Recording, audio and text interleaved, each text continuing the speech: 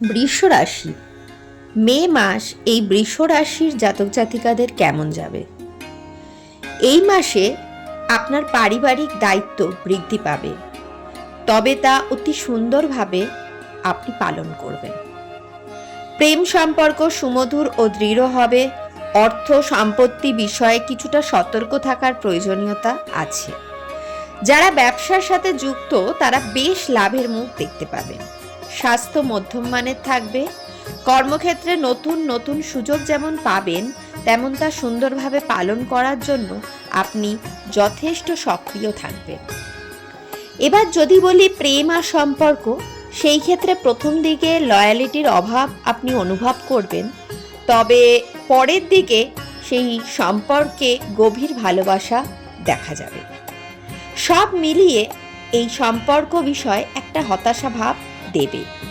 অর্থনৈতিক পরিস্থিতির ক্ষেত্রে আয়ের বৃদ্ধি করতে হবে, তবে সেক্ষেত্রেও প্রতিকূল পরিস্থিতি কিছুটা পাবেন।